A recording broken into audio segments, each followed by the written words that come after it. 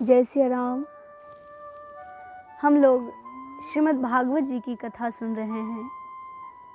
मनु जी महाराज की 3 बेटियां हुई, जिनमें सबसे बड़ी बेटी का नाम था देवहूति, दूसरी का नाम आकुति और तीसरी का नाम प्रसूति। देवहूति जी का विवाह कर्दम जी के साथ हुआ था। कर्दम जी ब्रह्मा जी के छाया से प्रकट हुए थे। जब सृष्टि हो रहा था तो ब्रह्मा जी लोगों को बना रहे थे, उसमें ब्रह्मा जी के छाया से कर्दम जी प्रकट हुए और उन्हीं कर्दम जी से देवहूति जी का विवाह हुआ। दूसरी बेटी आकुति का विवाह रुचि प्रजापति के साथ हुआ था और तीसरी बेटी प्रसूति का विवाह दक्ष प्रजापति के साथ हुआ था।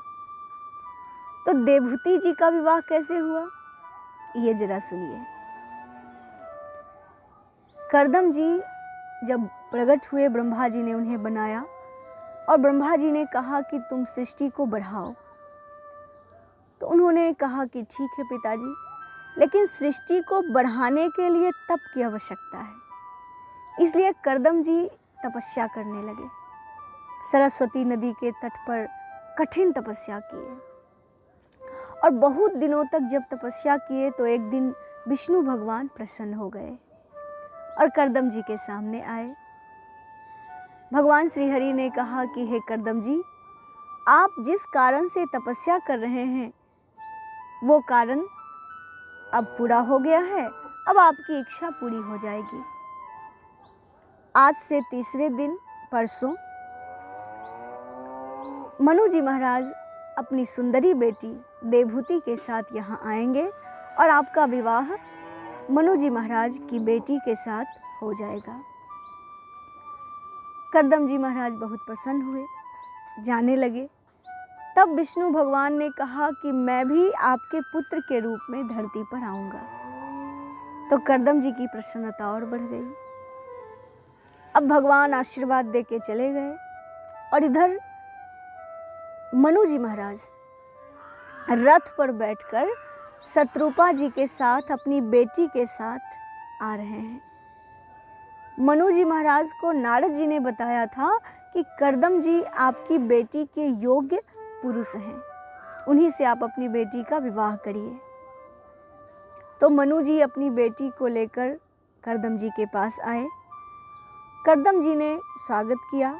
मनु जी ने निवेदन किया कि हे महाराज, मेरी ये बेटी है, आप इनसे विवाह कर लीजिए। कर्दम जी ने बहुत प्रसन्नता व्यक्त की और देवहूति जी के साथ विवाह किया, लेकिन एक शर्त रखा। शर्त ये रखा कि जब इनका पहला संतान हो जाएगा तो हम इन्हें छोड़ के चले जाएंगे। लेकिन उस जमाने के लोग देखिए कितने अच्छे थे।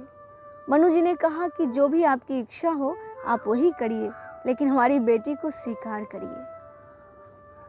क्योंकि उस जमाने में मनुष्य के पास कितना धन है ये नहीं देखा जाता था, कितना तप है, कितना तपस्या का बल है, ये देखते थे। तो इसलिए देवहूति जी का विवाह कर्दम जी के साथ हो गया। दाम्पत्य जीवन का प्रारंभ हुआ और 9 बेटियां हुई।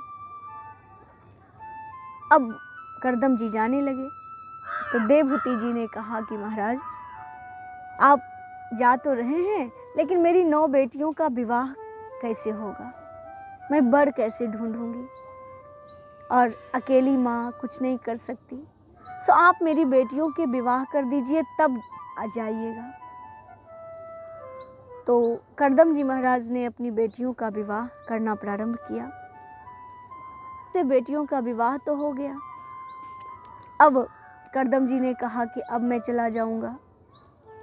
तो देवहूति जी ने कहा कि महाराज, आप चले जाएंगे तो मेरे जीने का कोई सहारा नहीं है, मैं कैसे जी पाऊंगी। तो देवहूति जी के कहने से उनके एक पुत्र और हुए, जो और कोई नहीं थे, साक्षात भगवान श्री नारायण थे। उनका नाम कपिल भगवान है। बोलिए कपिल भगवान की जय। तो कपिल अवतार भी भगवान के अवतार के कारण हैं और भगवान के अवतार हैं। कपिल भगवान ने माता देवहूति को सांख्य शास्त्र का उपदेश दिया, बहुत ज्ञान बताया, बहुत ज्ञान बताया। उसमें से सबसे अच्छी बात ये बताई कि जीवन का सार यही है कि मनुष्य को भगवान का नाम लेने आ जाए, भगवान के चरणों में प्रेम हो जाए। इसलिए हे माता जी, आप वैसे संतों का संग करिए जो तितिक्षु हो, तितिक्षवः कारुणिकः सुहृदः सर्वदेहिनां अजात शत्रवः शांताः साधवः साधुभूषणा। तितिक्षव मतलब जो सहनशील हो, जो करुणाशील हो, सुहृद हो, अकारण हित करने वाला हो और समस्त जीवों को अपना समझता हो, सबका कल्याण चाहता हो, और सबसे बड़ी बात वो साधु हो, भगवान का भक्त हो। और ऐसे लोगों के संग में आप जाइएगा तो वहाँ निश्चित रूप से भगवान की कथाएं ही होंगी, और उसको आप जब सुनिएगा तो आपके जीवन में परम आनंद, परम सुख की प्राप्ति होगी। माता देवहूति बहुत प्रसन्न हुई और कपिल भगवान के उपदेश को प्राप्त करके बिंदुसर तीर्थ में ही अपना शरीर छोड़ी। फिर कपिल देव जी वहीं रहने लगे, तपस्या करने लगे। वो स्थान गंगा सागर कहलाया। आज भी लोग गंगा सागर जाते हैं, कपिल मुनि का आश्रम है। कहते हैं सब तीर्थ बारंबार और गंगा सागर एक बार। तो कपिल भगवान इस तरह से प्रकट हुए। अब दूसरी आकुति जी का विवाह रुचि प्रजापति के साथ और प्रसूति जी का विवाह दक्ष प्रजापति के साथ हुआ, जिनके द्वारा भी संतान बहुत बढ़े। तो इस तरह से सृष्टि में तीनों बेटियों का कार्य हुआ।